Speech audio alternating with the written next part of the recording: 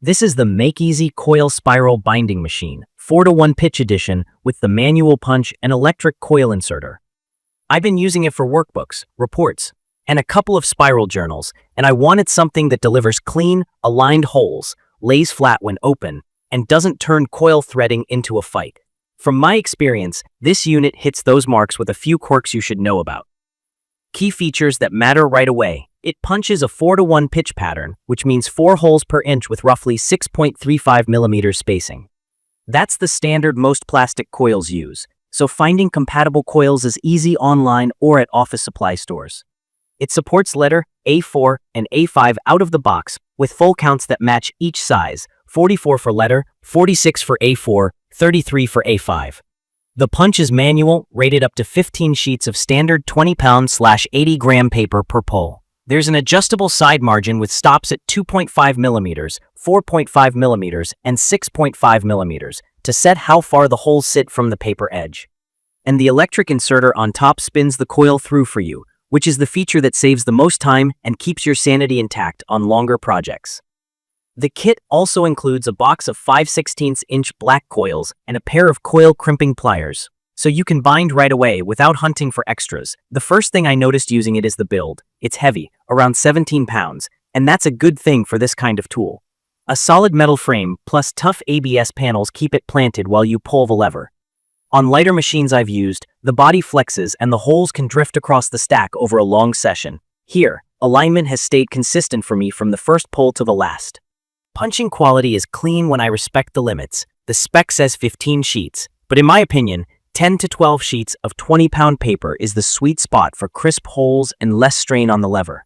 Once I pushed a full 15-sheet stack just to test it, and while it did punch, the lever needed noticeably more force, and I could see faint compression on the bottom sheets.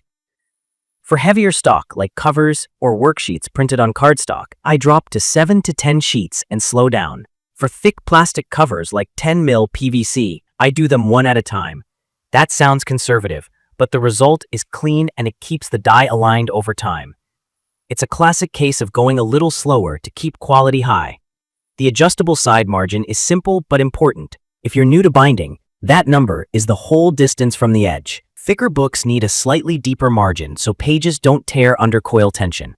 I usually set 4.5 millimeters for up to about 80 to 120 pages and switch to 6.5 millimeters on thicker bundles. The paper guide keeps everything square, and I like that the edge ruler helps me position A4 and A5 quickly so I don't have to think about it. One thing that really helps with odd sizes is the disengaging pins. You can shut off individual punching positions so you don't get a half hole hanging off the edge on custom-length documents.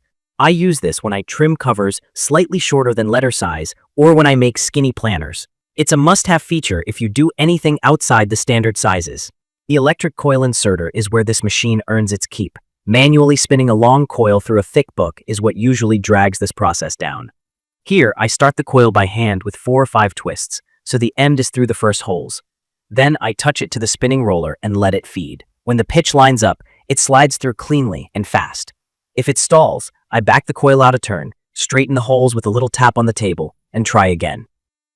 On a good run, it really does feel like the machine is doing the fiddly part for me. The learning curve is mostly about the crimping pliers. These are the specialty cutters that trim the coil and bend the tip inward so the coil can't unwind. I thought it would be a quick snip and go. It wasn't. My early mistakes were holding the pliers upside down and clipping too far from the page. Once I followed the indicator, on mine the red dot faces up, pushed the pliers all the way until they stopped, cut, and then rolled my wrist slightly inward, the end tucked neatly.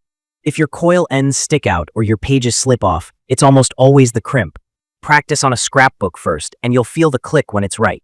That step determines long-term durability more than anything else. About capacity and coil sizes, the included 5/16. Coils are great for smaller books. Think around 40 to 55 sheets of 20-pound paper. If you want to bind thicker, you'll need larger coils, which the machine supports. I've used up to mid-size coils for roughly 100+ sheets without issues. And with very large diameters, you can reach a few hundred pages if your paper is standard weight and your margin is set correctly. Just keep in mind, you'll be buying those larger coils separately. A few practical notes from real use. The chip tray fills faster than you think, so I empty it every few stacks to keep debris from backing up. I make sure the stack edges are flush before I punch. Sloppy alignment shows up in misfeeds during coil insertion. The lever throw is smooth, but it's still a workout on big runs. After a couple hundred sheets punched in sets, my forearm feels it. It's not loud, but the motorized roller does have a gentle whir. I like that the unit's weight means it doesn't wander on the table, and it hasn't scuffed my desk. I tested letter, A4, and A5 jobs. Letter at 44 holes lines up perfectly with standard North American paper. A4 at 46 holes is equally clean. I just slide the guide to the A4 mark and punch. A5 at 33 holes is nice for planners.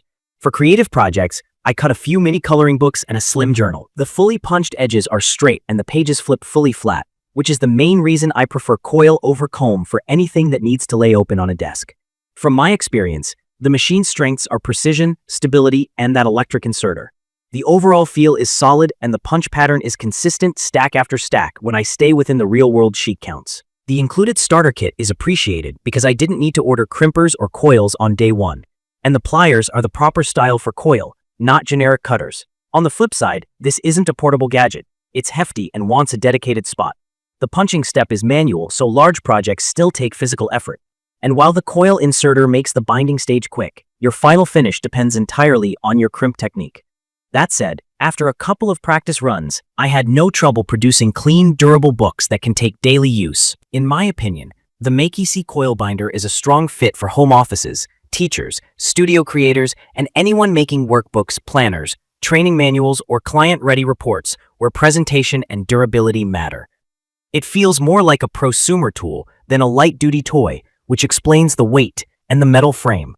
Key features like the 4:1 pitch, adjustable margin depth, support for letter, A4, A5, and especially the electric coil inserter make a real difference in day-to-day use. The 15-sheet punch rating is realistic as long as you treat it as a ceiling and aim slightly lower for perfect edges. It's perfect for users who value clean alignment and the lay-flat page turn of coil binding, and who don't mind a bit of manual effort in the punching phase.